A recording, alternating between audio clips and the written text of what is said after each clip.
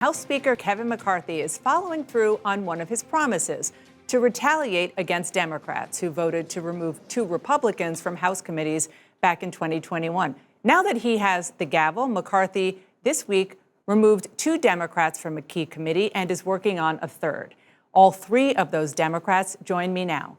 Congresswoman Ilhan Omar of Minnesota and Congressman Adam Schiff and Eric Swalwell of California. Thank you one and all for joining me. Appreciate it. I know that there's a lot to talk about in terms of the politics of what's happening here, but I want to air out some of the substance of the Republican allegations. And Congressman, I'll start with you. You said that there was direct evidence of the fact that Donald Trump colluded with Russia back in 2016. Special counsel Robert Mueller said in his report, quote, "The investigation did not establish that members of the Trump campaign conspired or coordinated with the Russian government." Republicans argue that's proof that you used your position on the Intelligence Committee to intentionally mislead Americans, which is why you should not be on that committee. If you read the Mueller report, he makes clear, even in the first few pages of the report, that he states no conclusion on whether Donald Trump and his campaign colluded with the Russians.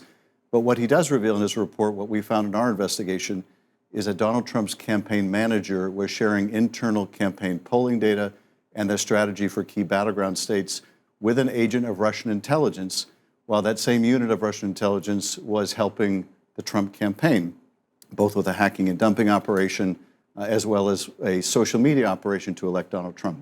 To most Americans, that is collusion. Now, whether it's proof beyond reasonable doubt of the crime of conspiracy, that's what Bob Mueller was talking about. I've always distinguished between the two. But let me just set the record straight.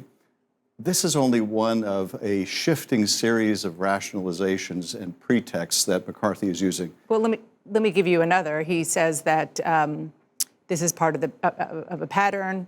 Ahead of the first Trump impeachment, you said the committee had not spoken to a whistleblower. In fact, that turned out not to be true. You know, the Washington Post said so in their fact check. The Washington Post identified that, yes, before the person became a whistleblower, they sought advice from the committee. When I was asked the question, I thought they were referring to whether we had brought the whistleblower in. And I should have been more clear in my answer. But again, let's be clear what's really going on here.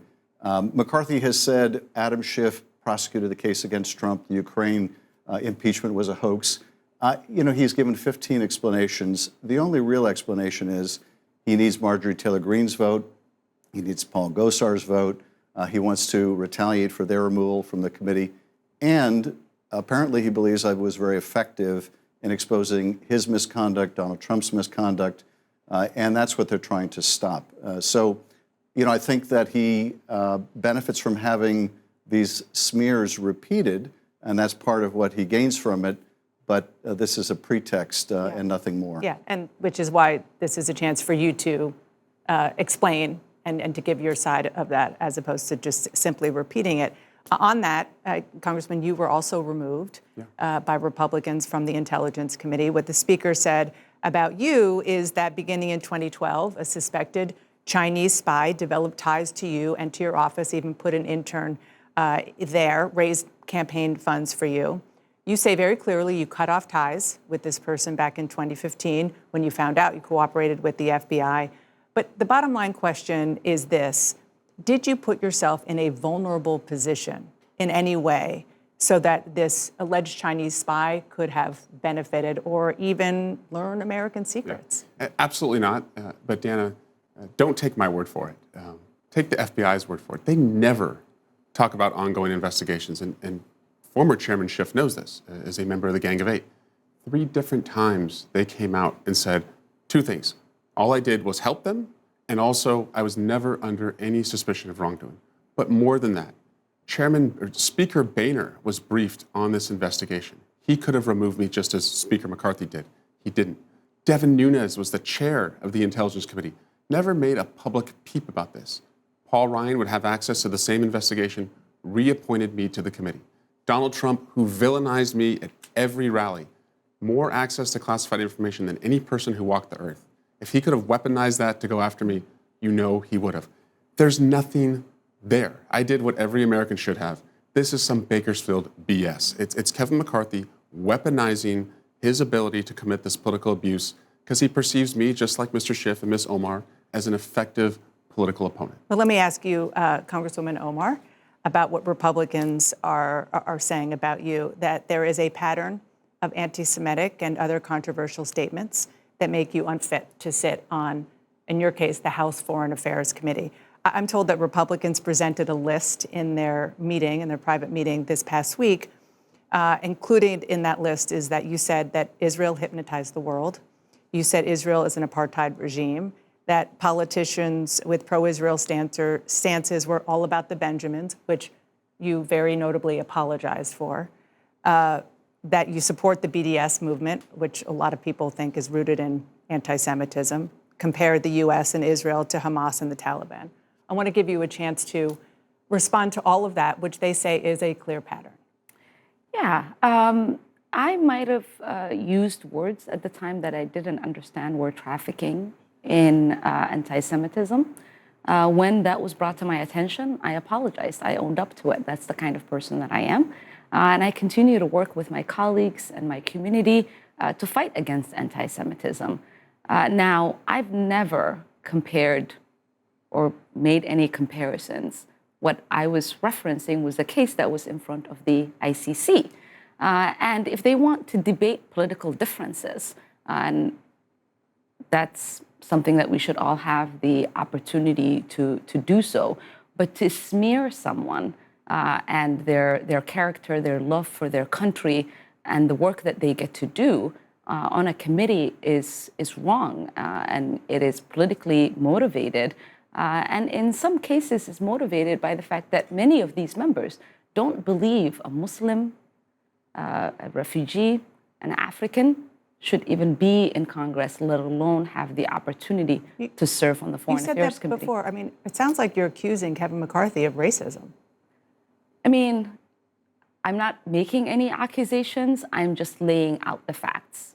You remember Donald Trump coming into my state and saying, Muslims, Somali refugees are infiltrating our country. You remember Marjorie Taylor Greene coming to Congress after Rashida and I got sworn in and saying Muslims are infiltrating Congress. You remember Boebert saying that I was a terrorist.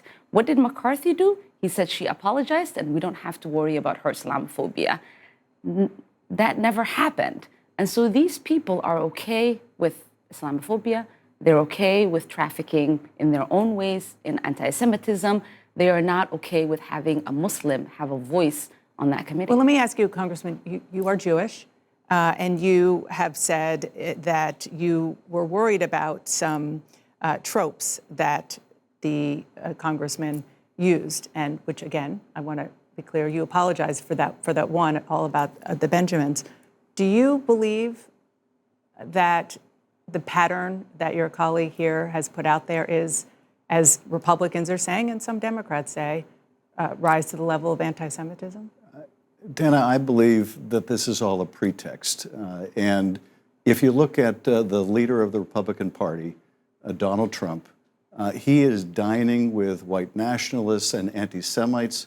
The people that Kevin McCarthy just put on committees like Marjorie Taylor Greene and others are speaking at white nationalist rallies. This is, as my colleague said, Bakersfield BS. This is all pretextual. And I don't accept the premise that this has anything to do with the conduct of any of the Democratic members. This is merely the weakness of Kevin McCarthy's speakership, that he's so reliant on these extreme members. I mean, how can you, on the one hand, suggest that these are some kind of legitimate basis for unseating Democrats from committees and put someone like George Santos on any committee? The hypocrisy just grabs you by the throat. So I don't want to dignify the pretext that they're giving for any of us.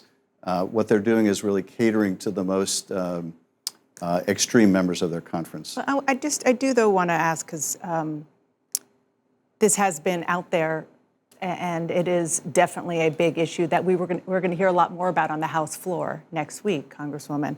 So when you apologized for the all about the Benjamins comment, you said anti-Semitism is real, and I'm grateful for Jewish allies and colleagues who are educating me on the painful history of anti-Semitic tropes. What did you learn?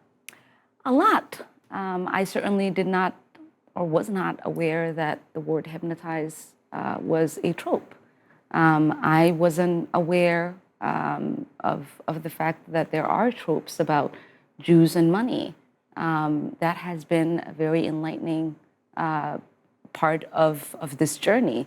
To insinuate that I knowingly said these things when people have read into my comments to make it sound as if I have something against the Jewish community is so wrong. If you remember, when I first got elected to Congress, it was when the FBI report came out on the rise of anti-Semitism. As a rep elected, the first op-ed I wrote was on that report, which I talked about how it was important for us as a community to coalesce around the Jewish community and fight against anti-Semitism. I voted for every single resolution, no Republican can say that, condemning anti-Semitism.